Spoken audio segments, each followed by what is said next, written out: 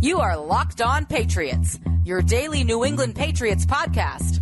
Part of the Locked On Podcast Network, your team every day.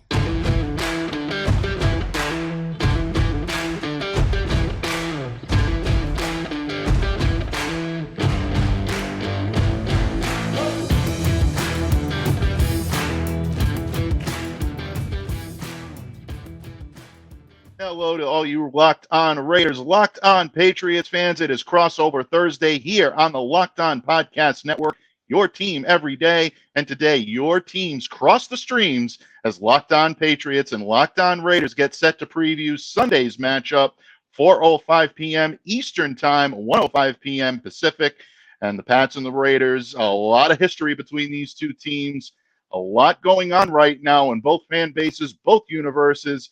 But I'd be remiss if I did not welcome in my co-host today, my good friend, my colleague, your boy Q, host of Locked On Raiders.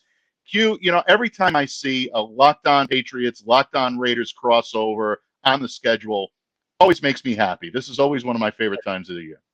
Yeah, it's always a lot of fun to catch up with you, talk a little Patriots, talk a little Raiders, talk about the game coming up, you know, compare and contrast the two teams. And obviously nowadays, the last couple of years, there's a lot of familiarity with the Raiders and the Patriots, with Coach McDaniels and Dave Ziegler being part of the Raiders organization now as opposed to the Patriots. So I've leaned on you a lot for some Patriots knowledge, just trying to learn a little bit more about my own team. So it's always great to catch up with you. Absolutely. And yeah, I know Raiders fans are probably sick and tired of all the wisdom and counsel I've put forth over the years, from Josh McDaniels down to Dave Ziegler, you know, all the Patriots exes that found their way to Las Vegas. But the Raiders are on the verge of putting it all together, and this team is actually coming together pretty well right now.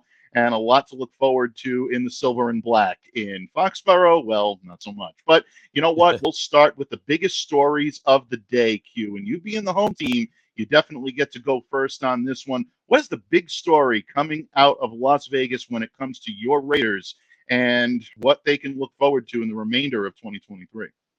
Well, I think honestly the biggest storyline, and it's kind of twofold right here. It's the fact that the defense is playing really well, which has been a struggle for the Raiders for a very long time, right? But the Raiders defense is doing some pretty good things, and they've only got 2 wins on the season. But I would say that the Raiders defense is the reason why they've been able to get those wins, week 1 against Denver, and then on Monday Night Football against the Green Bay Packers. But with that being said, Mike, the storyline on top of that is, where is the Raiders offense gone?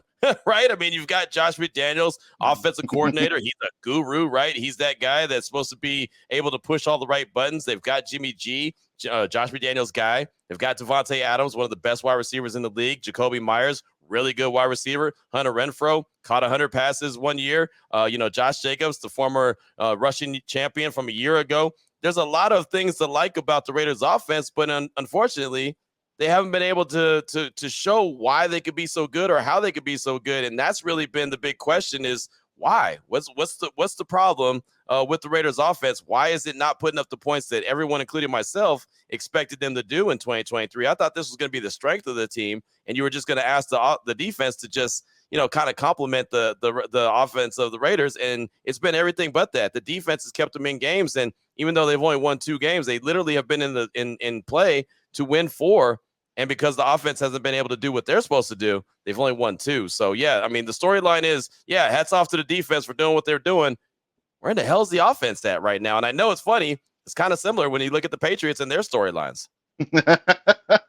Well, you ask where in the hell is the offense? The New England Patriots have been asking that really since 2022. If you really want to go back to last season, the New England Patriots offense definitely anemic at times, and it has been downright dead on arrival for the last really 2 games. And I think a lot of people are surprised that Bill O'Brien being added into this mix and becoming that ironclad offensive coordinator that the New England Patriots lacked last year, with Matt Patricia and Joe Judge kind of trying to hold things together with duct tape and wire. It just didn't work, and it's not working again this year. And that is the big storyline coming out of New England right now, is that despite being outcoached and outplayed in all 3 of the game's phases last week in a demoralizing 34-0 loss to the New Orleans Saints, the New England Patriots offense is bearing the brunt of a lot of the Patriots fan base's anger, even more so than the defense and the special teams. which were outplayed, but it's been the offense really that is the story. 156 total yards of offense last week against the Saints. 45 of that came from their running game, completely unacceptable, converting a measly 1 of 14 third down attempts while averaging an anemic 3.1 yards per play. So, yeah, we can definitely sympathize with you guys about offense, but as bad as it seems in Las Vegas right now, it's even worse in New England. Outscored 72-3 in the past 2 games. New England has to right that ship. That really is the big story coming out of New England. But when it comes to Las Vegas, New England fans, inquiring minds want to know. Jakobi Meyers seems to be doing pretty well for himself out there. He looks like he's settling in to Josh McDaniels' offense. How has he changed the way that the Raiders have been able to move the ball on offense? Because when he was here in New England, he was a make the catch at the point of attack, and he was a guy that was shorthanded. He was going to come down with whatever was thrown his way. Is he still the same guy, or is he adding a little to his repertoire out there? He's been awesome. He's been as advertised and then some. I mean, he really has. And I know that he was just about a wide receiver 1 when he was in New England. Obviously, when you're playing with Devontae Adams, you're not going to be wide receiver 1, but he acts like he's still wide receiver 1, right? He's getting open. He's not the fastest dude. You know that. Not the most athletic guy, but he finds a way to get open. He's sure-handed, and he makes the plays, right? Multiple touchdowns on the season. Hell, on Monday night against the Packers, he was the leading receiver for the Raiders, and he's just a guy that he told us in a media session in the summertime he was excited for the opportunity to play with Jimmy G. He'd heard a bunch of good things. Didn't play with him in New England, but he heard a lot of good things about him. And it seems like that relationship has clicked very quickly. And so it's been good to see what Jakobi brings to the table. And the one game he missed because of a concussion, you know, he was sorely missed. I mean, because again, Hunter Renfrow, he was a really good player the last couple seasons for the Raiders, and he's really been non-existent so far this year. So it's really been the Jakobi, Devontae, and Josh Jacobs show so far this season, and really more of an emphasis on Jakobi and Devontae. And Jakobi he's been fantastic. So he's been as advertised. I'm excited about what he can do and continue to do as a true number 2 wide receiver. The Raiders didn't have that last year. Last year, they ended up having Mac Hollins. Hunter Renfrow got injured early in the season, so he was out. Darren Waller, their stud tight end, he was out because of injury. So Mac Hollins became like de facto wide receiver number 2, and he's not number 2. I mean, I give him credit for what he was able to do, step into a role that he was kind of forced into, but he's not a real true number 2 wide receiver. He's really a special teams guy that will go out for some passes sometime. Jakobi is a true number 2, and in a lot of instances, it could be a true number 1. But he's a number 2 with the Raiders, and he's been living up to that billing. So, yeah, it's been as advertised. And honestly, Mike, I'm still surprised and shocked. And I think that probably Jakobi and his people, his representation are too, that the Patriots chose Juju Smith-Schuster over Jakobi Meyers. They gave him the same money, and you would think that they knew what they had in Jakobi and they would have held on to him. And instead, they went on and grabbed Juju. And, I mean, you tell me, how's he been so far? That's an excellent point to bring up. And I also think it's very poignant because Bill Belichick was asked that question on Wednesday morning when he addressed the media about why Jakobi Meyers was essentially offered about the same money that Juju Smith-Schuster was. Jakobi, by all indications, wanted to come back to New England, but the Patriots decided that they wanted to go in a different direction and went with Juju Smith-Schuster. It has not worked out. Juju is the type of receiver that really should work so well in a Bill O'Brien offense, simply because he is the type of receiver that is able to get yards after the catch. He'll be able to find his way under the defense and then be able to extend plays by getting an additional 5, 6, 7, maybe 10 yards after the catch point. That hasn't happened for some reason or whatever. He has not developed the synergy with Mac Jones that Jakobi had in 2022. It's definitely evident in the way Mac's been playing, some of the poor decisions that he's making. He's lacking that type of receiver that he can go to in clutch situations when he's down and all the chips are down. Every good quarterback has that guy that he can rely on. Jakobi Meyers was that guy for Mac Jones, and essentially they took that away from him. So in a lot of respects, the subtraction of Jakobi Meyers from this team has definitely been an Achilles heel for the New England Patriots. But there are players that do have the ability to step up into that role. Demario Douglas is probably not going to play this weekend in concussion protocol. He suffered a head injury, as did Juju Smith-Schuster. So both of these guys are probably on the shelf for this game, barring anything unforeseen. So that means that Mack's going to have to rely very heavily on Kendrick Bourne. Kayshon Boutte is probably going to get the call up for this game. He's been a healthy scratch the last few weeks, and New England is definitely going to have to get something going with their receiving core, and Devontae Parker is going to have to be a big part of that as well, along with the two tight end sets of Hunter Henry and Mike Gesicki. So Mac Jones has got a lot to prove if the New England Patriots go out and for the third straight week put up a real terrible effort on offense. There's going to be a lot of calls for not only Mac Jones's job, but Bill Belichick's job, a lot louder than it is right now. And believe me when I tell you, Q, it's pretty loud here in New England right now. We haven't had these times here in a long time, and it's tough for a lot of fans to take. Welcome to the real world of the NFL. Been in that New England bubble for a long time. Now you got to get into the real world of the NFL of how life really is, and calling for coaches' jobs and calling for the quarterback to get traded or moved on from or cut or released. Yeah, welcome to the real world. But yeah, man, that's wild. Even to me, it blows my mind to have conversations about could Bill Belichick be on his way out? And who knows? Mac Jones obviously has a lot to prove, but yeah, it's just weird, man. Even like I said, just as an NFL fan, hearing those words and realizing that there's a real reality there behind it is crazy to me. But here we are, Mike, as you know. So on to week 6, right? Absolutely. In true Belichick fashion, we are on to week 6 and the Las Vegas Raiders. And in your case, you guys are on to the New England Patriots. Q, we can talk about all the big storylines, and there are several big storylines. We run them all down, but it ultimately comes down to the matchups on the field that are going to decide this game. Which matchups are Q and I going to be watching this week with a sharp eye? We're going to let you know in just a moment when this episode of the Locked On Patriots podcast and the Locked On Raiders podcast, crossover Thursday style, continues right here on the Locked On Podcast Network, your team every day. Locked On listeners, football season is here, and there is no better time than this crossover Thursday to use PrizePicks, the largest independently owned daily fantasy sports platform in North America. And in fact, they are the easiest and most exciting way to play daily fantasy sports. It's just you against the numbers. Instead of battling against thousands of other players, including those pros and sharks out there, you pick more than or less than on a 2 to 6 player stat projection and watch the winnings roll in. PrizePicks is the most fun I've had, winning up to 25 times my money this football season. You just select 2 or more players, pick more than or less than their projected stats, and place your entry. And with the PrizePicks reboot policy, your entries stay in play even if one of your players gets injured for NFL games and for college football top 25 matchups. If you have a player who exits the game in the first half and does not return in the second, that player is rebooted. PrizePicks is the only daily fantasy sports platform with injury insurance. And if you're a Patriots fan, you know exactly how valuable that reboot policy and that injury insurance can be. So don't delay, do it today. Go to prizepicks.com/LockedOnNFL and use the code LockedOnNFL for a first deposit match up to $100. That's a first deposit match up to $100 by going to prizepicks.com/LockedOnNFL and using the code LockedOnNFL. PrizePicks, daily fantasy sports made easy. Locked On Raiders fans, Locked On Patriots fans, thank you so much for taking time out of your schedule to join us here today on Locked On NFL Crossover Thursday between Locked On Patriots and Locked On Raiders.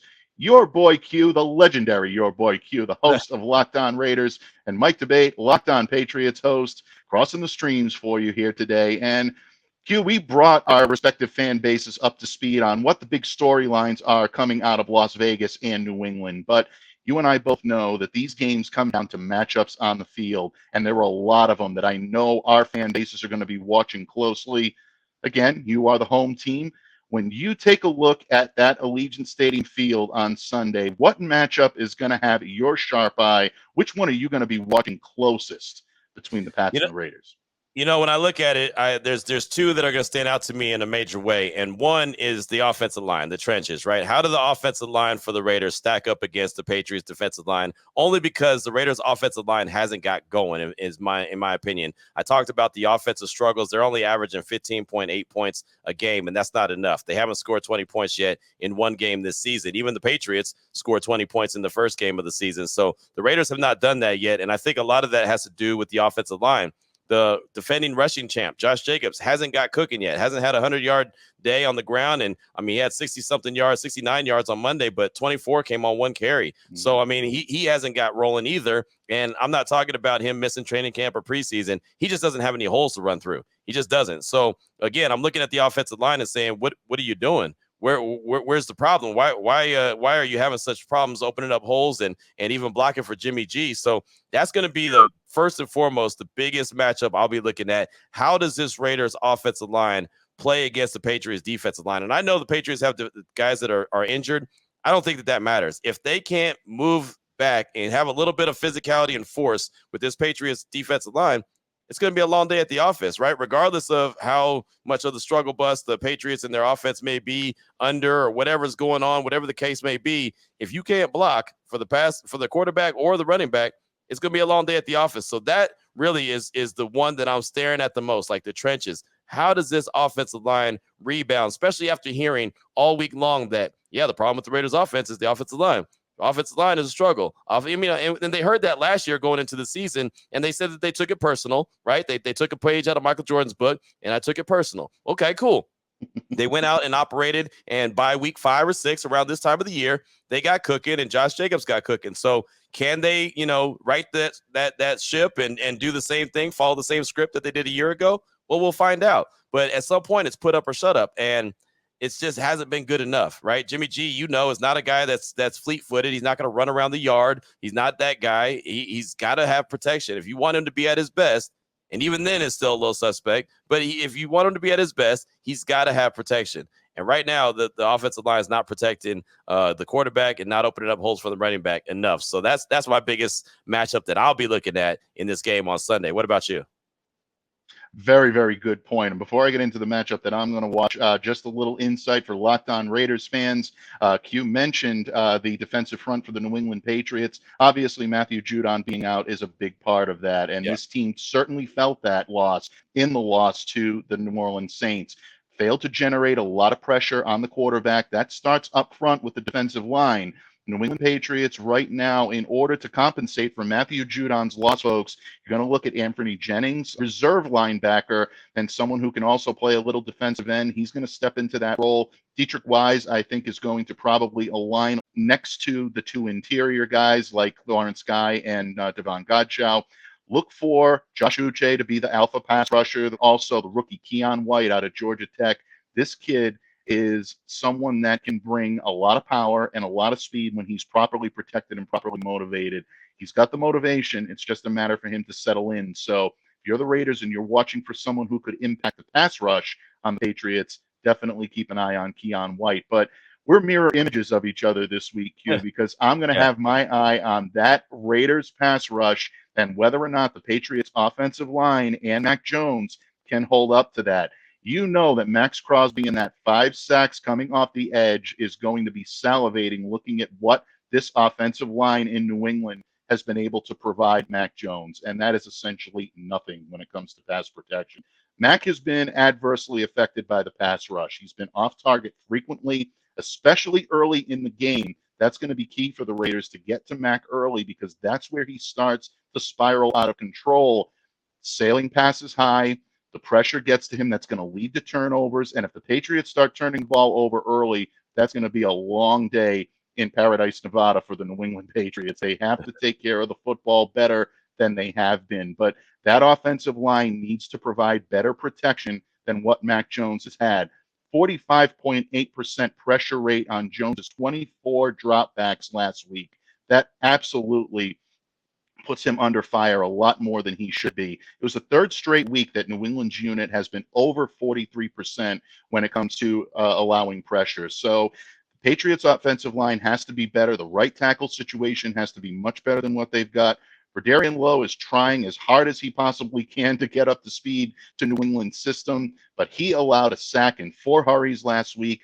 Antonio Mafi at guard, filling in for Cole Strange, surrendered a team-high 6 quarterback pressures.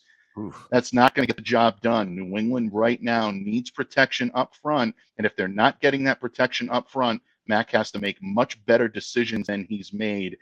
It's going to be a long day for New England without any question, but if he can get, like you said, very similar to Jimmy Garoppolo, if he can get protection, Mac can start hitting his targets in the short intermediate areas of the field, and that can allow him to move the ball a little more effectively. But he's got to get the protection he needs up front. That's going to be the matchup I'm watching closest. Man, yeah, it sounds like we're looking in the mirror at each other, right? I mean, it does. It just sounds like it's the same matchups. It sounds like it's the same storylines, not being able to score. Offensive line's got to protect the quarterback, open up some holes for the running game. I mean, it sounds so similar. One thing that I do want to pay attention to, one matchup that I want to talk about that's just kind of like a side note. Davante Adams, I know he's not 100% healthy. I expect him to play just like he played this past week. He's got a shoulder injury, but I want to see Davante and J.C. Jackson, right? J.C. Jackson obviously just got traded back from the Chargers to the Patriots with the injury to Christian Gonzalez, which I hate that for Christian Gonzalez. I thought he was a promising young rookie for the Patriots, and I know the Patriots, they felt the same way about the young man. But Davante had some success against him with the Chargers. So I'm looking to see what it looks like now with the Patriots, now that he's back with his old stomping grounds. Does it change any? Could that be a mismatch? Or maybe he's on, Jakobi Meyers. And if he is, can Jakobi continue to have the success? But I'm always interested to see where J.C. Jackson is at on the field. It hasn't been as great as it was before he became a free agent and signed with the Chargers. But I still think he's a hell of a talent. And obviously, he's very familiar with that Patriots system. So I'm kind of looking at that one as well. Yeah, without question. That's definitely an under-the-radar matchup that I think Raiders fans are going to like, and Patriots fans as well. JC actually did get about 50% of the defensive snaps that New England had against New Orleans last week, which was a lot more than I thought he was going to get. I figured they would try to reacclimate him a little bit slower, get him into the game, get him used to playing in the Patriots system once again. But apparently during practice, he showed enough to Bill Belichick and that defensive coaching staff that led them to believe that he was able to carry the load. And one might say, well, Christian Gonzalez is out. They needed an alpha corner, so they had to throw him in there. Jonathan Jones did a very good job at being their number 1 corner in 2022. He just came back from an ankle injury. Jonathan's got speed and he's got coverage ability. So the Patriots were worried about that number 1 corner, so to speak. They probably would have rolled with Jonathan Jones and Miles Bryant on the perimeter to try to give them an opportunity and give JC a chance to get back. Patriots definitely saw something in him, and watching the film over again, you can see that he still has that ball hawking nature in him to be able to draw a bead on the football. That, I think, is going to be where you're going to see him shine potentially on Sunday if he's able to find his routes and stay in lockstep with either Davante Adams or, like you said, he might be put on Jakobi Meyers a little bit. Although my guess is that Jakobi's probably going to drop Jonathan because of the familiarity these two have with each other. I think that'll be a good matchup there. If Las Vegas wants to control that matchup, they may have an upper hand in this, both on offense and on defense. It's definitely something I'm paying attention to. So I think that that's a heck of a matchup. But honestly, at the end of the day, it's all about the trenches as far as I'm concerned for both teams. So whoever wins the trenches, turnover battle obviously is a big deal as well. But yeah, I'm solely focused on the trenches because, again, it's been a struggle. It really has for the Silver and Black. They've got to be a lot better. Jermaine Illuminor, Thayer Munford, Andre James, Dylan Parham, Colton Miller, somehow, some way. Colton Miller is the one guy I know he's be steady at that left tackle position. Everyone else I have questions about. So everyone else, they need to really step their game up and perform at a higher level. But it will be fun to watch, of course, on Sunday as well. It'll be Week 6 NFL action. Of course, that's what we care about the most. Absolutely. And Jimmy Garoppolo going up against Bill Belichick, it's always going to be fun, regardless of what Patriots fans may think of Bill right now. This is one he had circled on his calendar for a good long while. He doesn't want to lose face in the face of Josh McDaniels. And he also wants to show Jimmy G a little shot of what he might have had if he stayed in New England. So bottom line, these are all fun matchups to watch. And the Patriots and the Raiders, obviously, there's a lot of synergy between these two teams with a lot of ex-Patriots out there in Las Vegas. But Q, I think we've arrived at that time, folks, and the moment you've all been waiting for. What are our keys to victory for either team And what is the score prediction that Q and I are going to offer? We're going to let you know in just a moment when this episode of the Locked On Patriots and Locked On Raiders podcasts crossover style wraps up right here on the Locked On Podcast Network, your team every day. Locked On listeners, today's crossover episode is brought to you in part by Jase Medical. Everyone should be empowered to care for themselves and their loved ones during the unexpected. And that's why Jase Medical offers the Jase Case. The Jase Case provides 5 life-saving antibiotics for emergency use and gives you a peace of mind so that you are not just hoping that you have access to medication in the event of an emergency. Jase Medical makes sure you have the medication in hand. And Jase Medical is simple. They handle everything from the online evaluation to licensed pharmacy medication delivery and ongoing consultation and care.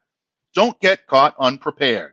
Save more than $360 by getting these life-saving antibiotics with Jase Medical, plus an additional $20 off by using the code LOCKEDON at checkout on jasemedical.com. That's Jase Medical, Jase medical.com, promo code LOCKEDON. That's fans and Raiders fans. It has been a blast crossing the streams with my good friend and colleague, your boy Q, host of Locked On Raiders, and I'm Mike DeBate, host of Locked On Patriots. We hope you enjoyed the insight, the wisdom, the counsel that we've shared on our respective teams. But Q, we've arrived at the moment of truth. It is time to offer our keys to victory and our score predictions. When you look at this game and you look at the Raiders coming in at 2-2, emotional victory on Monday Night Football, starting to play pretty well. What are you looking at from the Raiders to get the victory over the visiting Patriots on Sunday afternoon? You know, I think that they really need to make sure that they take advantage of all the weapons that they have. And what I mean by that, normally I say they've got to establish the run, get Josh Jacobs going, but it just hasn't happened. And I'm not expecting it all of a sudden Josh Jacobs to break into a 100-yard rushing game. All I really care about is that Jacobs is heavily involved in the offense. All I care about is Jakobi Meyers is heavily involved in the offense. Devontae Adams, he only had 4 targets on Monday against Green Bay. A lot of that was because, Jimmy G was under pressure. He got sacked multiple times. He threw an interception. The Raiders didn't possess the ball a whole lot. And there was times in the game where it looked like Josh McDaniels wasn't 100% confident or believe in his offense to pick up, the short yardage or pick up the big play or go for it and settle for field goals a couple times when I thought maybe he could roll the dice and go for it. But it just didn't seem like the confidence was there. Honestly, I think that they just need to take advantage of everyone they have. And look, I mean, the names, the sexy names are, like I said, Devontae, Jakobi, Josh Jacobs. Hunter Renfrow needs to get involved. But also, Trey Tucker and DeAndre Carter. Those are 2 guys that I really want to point out. Trey Tucker is the rookie. He's number 11. He's got speed for days. And DeAndre Carter is a wily veteran who also has speed for days. He's a punt returner, kick returner as well. So you'll see him back there in the special teams unit. Those guys have so much speed that the Raiders have to start really capitalizing on that. There was a nice little end around to Trey Tucker on Monday night where he picked up about 15, 16 yards. He had a nice jet sweep against Buffalo in week 2 where he went for about 36 yards, but he hasn't been utilized that much. The deep ball, Mike, is not there, right? You haven't seen too many deep shots from Jimmy G and this Raiders offense. So take advantage of that speed. Josh McDaniels has been doing a lot of flea flickers since he's been the Raiders head coach. He's been doing a lot of jet sweeps, kind of some gadget plays here and there, but they just haven't been able to take advantage of what they have as far as the weapons. And this is why, and I started off the whole show talking about scoring, I thought the offense was going to be the strength of this team. Like, that was going to be their bread and butter, man. They were going to score, and they were going to score often. And the defense was just going to be asked to keep up, right? Keep up and do your job and just, compliment the offense, and you're going to win a lot of games. Like, that was, in my mind, is what I thought. Those were my words, not theirs. I thought that was what's going to happen, and it's been everything but that. Like I said, they only averaged 15.8 points per game, which is not a lot in the NFL. You're not going to win a whole lot of games. And Patriot fans are like, hey, that sounds great, as they're averaging about 11 points per game. But look, that's both offenses are struggling. So the Raiders have the weapons. It's not like they don't have the lack of talent. They have the weapons. That's why I don't think it's any excuse why they're not scoring, right? I mean, if you could look at some teams and say, well, I know why they're not scoring. Who are they going to throw it to? Who are they going to, who's catching the ball? Who's running the rock? Who's doing this and that and the other? That's not the Raiders' problem. The Raiders' problem is they're not executing. And coach is coach. Raider Nation wants to fire Coach McDaniels, wants to kick him out of town, send everyone back, and I get it. Coaches coach, players play. The players aren't executing at the level that they need to. If they were, they'd be scoring more points, and they're just not doing it. Coach McDaniels has something to do with it. He's got to press the right buttons, don't get me wrong, but the players got to go out there and execute. So something's got to give. I don't know if it's going to happen this week, but that's what the goal's got to be. Get your playmakers involved. All the playmakers, speed, reliability as far as the catch, moving the chains, big playability, running the ball. You've got all of that. Use it. That's my biggest key to if the Raiders want to win, everyone's getting involved offensively. I'm not saying it's going to put up 30 points, but you get everybody involved. You hold on to the rock. You have time of possession more than what you've had. You have a great chance to win this game at your house. You can win 2 in a row. You could be on a winning streak for the first time in forever, right? I mean, that would be great to see it. That's how they'd get it done if they're going to get it done. They've got to utilize all the weapons they have offensively. What about the Patriots? My key to victory for the New England Patriots is they need to get the running game going. Ramondre Stevenson is a catalyst for this team's success. And so far, he's averaging 2.8 yards per carry on the season. Ezekiel Elliott came in to be a red zone threat, someone who could maybe catch a pass or two out of the backfield and lend a little bit of veteran leadership. He hasn't been much better. 3.8 per carry is what Zeke is averaging right now. So they have been victimized by that terrible offensive line play up front. There's no holes to run through, and they've been stifled. But these guys are seasoned enough veterans where they have to start creating their own opportunities. And Max's going to have to utilize them, maybe even out of the backfield as receivers or maybe a jet sweep option. They have to empty the playbook and start doing things a little against the grain to get this offense going. And the Raiders might provide the opportunity that the Patriots are looking for. They've struggled to stop the run a little bit this year. They're allowing 130 yards per game on the ground. They've got a good defensive front. Don't get me wrong. And this is no disrespect to the Raiders. I love Divine Diablo and Jenkins and Nichols, and those guys are good run defenders, but they've had their difficulty this year. That's been a porous area for the Raiders defense. So if the Patriots are going to get on track, they need to get that run game going, make a concerted effort to run the ball effectively. That starts with Ramondre Stevenson. And then if you can use the run, it opens things up for play action. And that's where Mac Jones can go to work. He can hit the short, intermediate areas of the field, bring up the defense, lead his receivers under it. That's what Patriots have to return to. So if they're going to get going, going to give themselves an opportunity to win this game, it begins and ends with the running game getting on track, because they've been dismal so far, as the whole Patriots offense.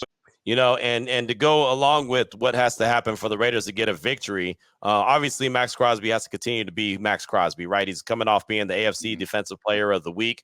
He got that award on Wednesday, so that was cool. He's got to continue to do that. He's got to get after the quarterback. And the Raiders, the last 2 games, have caused 4 turnovers. They've created 4 turnovers. They've got to keep that up. That was a huge emphasis all offseason, all training camp, all preseason. Get to the ball, get to the ball, get to the ball. And through the first 3 weeks, they had no turnovers they had created. And then all of a sudden, week 4 against the Chargers, they got 1 interception. And then last week against the Packers on Monday Night Football, they picked off three to Jordan Love 3 times. So all of a sudden, they're starting to get things going. They've got to continue to get those, to create those turnovers and get an extra shot at it. If they want to get this offense jump started, they've got to continue to help them out by getting the ball back. And hopefully they get it on a short field and they give their offense a chance. Last week, Robert Spillane had a nice interception to get things rolling, got inside the 10-yard line, and the Raiders still settled for a field goal. So that's less than ideal when that situation happens. But the more times you create the ball, create turnovers, and get the ball back to your offense, the more cracks at it you get. So the Raiders need to do that as well. So defensively, the keys are getting pressure on the quarterback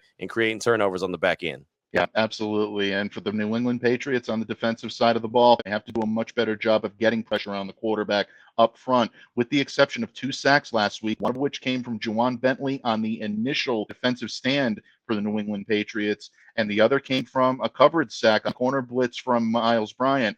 Got to be much better this time around, not even necessarily with the sacks, but get pressure on Jimmy Garoppolo. Make sure that you're keeping him off rhythm, off balance, and that's where the New England Patriots defense can try to build a little bit. But easier said than done. The Raiders are playing better ball than the Patriots right now. They got to take the advantage wherever they can get it.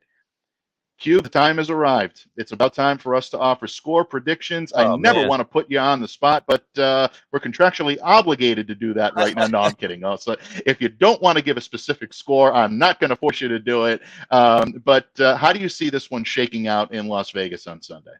Well, I'll tell you this, and it's not with a whole bunch of confidence, but I'm going to say that the Raiders are going to find a way to win. They're going to get their second victory in a row, right? So they're going to be on a 2-game winning streak, which will be the first time that that's happened all season. And I'm going to say they score 21. They haven't scored 20 yet this whole game or the whole season. So I'm going to say that they're going to get 21 points. They're going to win the game 21-14. I hate score predictions, but I'm going to say it's going to be 21-14. The Raiders find a way to get that third score, that third touchdown, and finally break that 20-point mark. I mean, they're the only team in the league that hasn't scored 20. So, Mike, at some point, it's a numbers game, right? At some point, you keep getting cracks at it. You keep going to bat. Eventually, you get a base hit. So I'm assuming that it's going to happen. I'm just going to pick this week to be it. Maybe they create a turnover and get a short field, and that's how it gets done. But somehow, some way, they've got to get that. They've got to crack that 20-point mark. So I'm going to say it's going to happen this week, 21-14. I think the Raiders win this game. What about you? Yeah, I think it's so dismal in New England right now, thinking about offense, that we forget that we actually have scored 20 points in a game at some point during 2023. It's been so long since the Patriots have even put up any meaningful points. But for the sanity of my fan base, for the sanity of my listeners, I'm going to say that the Patriots right the ship this week. I think there's still a little bit of a bitter taste in New England's mouth from what happened in Las Vegas the last time, which thankfully we haven't mentioned in today's show. And I thank you for that, my friend. But bottom line, I think the New England Patriots need to get their running game on track, and I think they are going to be able to do that. It will lead to points on the board, and I think it leads to Mac Jones finally being able to open up and utilize the 2 tight end sets that really have been completely absent for the better part of the season. Get Hunter Henry involved, get Mike Gesicki involved, but it starts with Ramondre Stevenson running the football, and the adjustments that the Patriots have made on defense to compensate for the losses of Judon and Gonzalez are going to be in effect this week. Bill Belichick's back is up against the wall. Mac Jones's back is up against the wall. I'm a little more confident in the old man than I am in the kid under center right now, but I say the both of them get just enough done. I think the Patriots take this one by a final of 20-17. Not going to be easy. Las Vegas is not going to make this easy on the Patriots, but I think they do get this by a field goal.